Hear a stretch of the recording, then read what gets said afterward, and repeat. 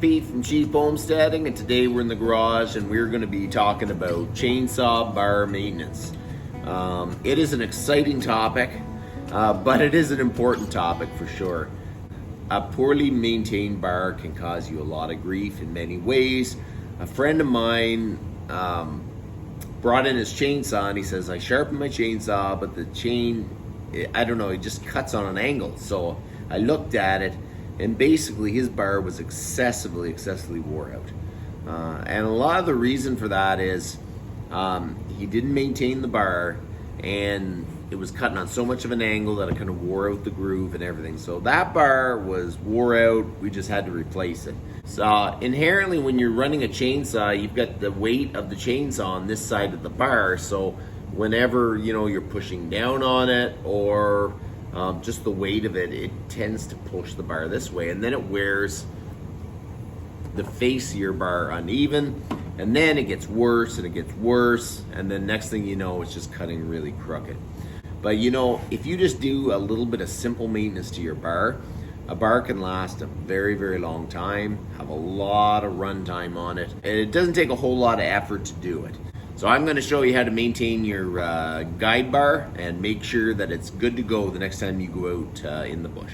So the first thing we're going to do with the bar is make sure that we clean out groove, and it's kind of amazing how much stuff comes out. You see that? That collects at the bottom of the bar. You pull from the sprocket end out, so you're not going to jam. If you went the other way, you would jam dirt into the sprocket. Just clean it out. You do both sides.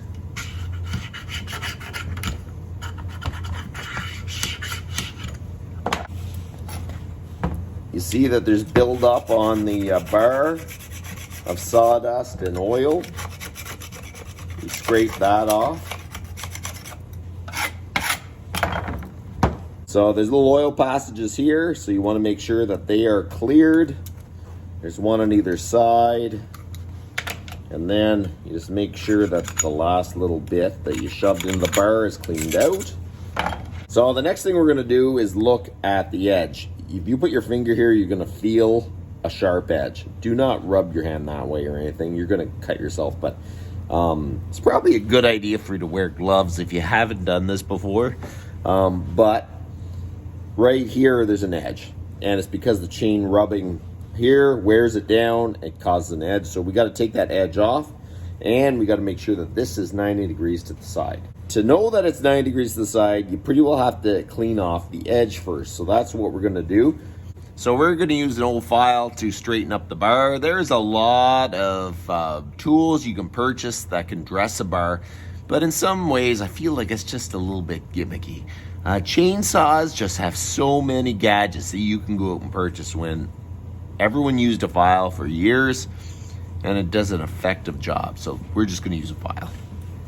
What I like to do is you leave your bar sitting on the bench here, and you just run it down the length of it.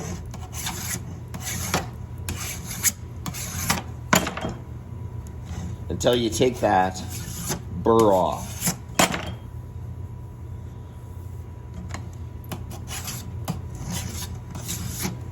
You don't want to go too nuts. You just want to take that burr off.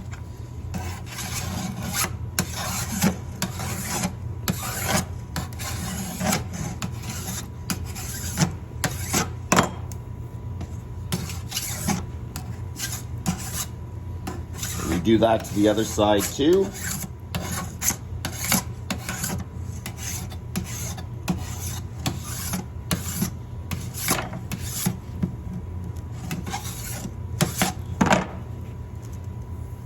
Okay, so there you go. So we've got rid of the edge. There's no edge. So now we got to make sure that this is 90 degrees. So what I do is I have an old square and I put it against the bar and just see if it's 90 degrees. This one actually doesn't look too bad, but we're just going to give it a light scrape just to level everything, and we're going to recheck it. When you put the bar in the vise, it's important not to tighten it on the groove. It's got to be right in the middle. And with one motion forward, you just kind of go down the bar and hold it at 90 degrees. The whole length of the bar.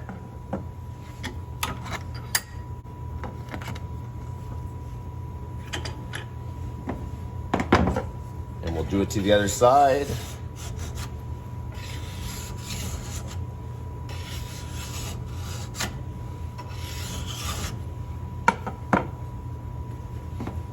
And then we check it. One more.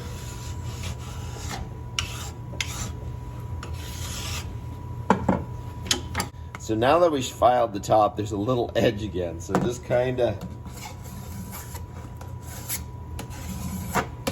clean that up. So there you go. So now we're going to check this with the square the whole way. And that is perfectly straight. This side is perfectly straight. Oh, we clean out the groove again. I just do that out of habit. After I clean it, get whatever filings I can out of it. We go away from the sprockets so we don't shove dirt into the sprocket. So basically this is a homeowner bar. The last thing you would normally do is grease the sprocket if it has a greasable hole. This is a homeowner bar, so it doesn't actually have a greasable sprocket. This one here is a farm bar, which they kind of give you a grease hole, so it's kind of in between. A commercial bar definitely has a grease hole in the end of it. So if you have that, basically what you do, you get a chainsaw bar greaser. Like this is an old one. This used to be my dad's. You fill it up with grease. You get your grease gun. You give it a pump. You can actually see that it came out.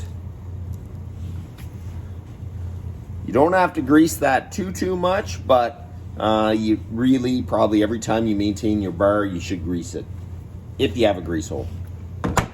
There's one big important part of guide bar maintenance, and that is flipping your bar. If you ever notice, people will have, say, the Husqvarna one way, and then the next time they have the Husqvarna upside down or still or whatever. The reason that is because you're cutting on this side and most of your wear's on the bottom. So if you flip it, you got another good edge. So basically you could probably do 2 sharpens on each side. So really, and when I said every second sharpen, it's basically after 4 sharpens, your bar probably should be dressed, and do a little maintenance on it, make sure it's cleared out. So I just wanted to make a quick video to show you guys a very simple way to do chainsaw bar maintenance. It's an important part that gets overlooked a lot of times. So that's about enough for today, and you guys have a good one.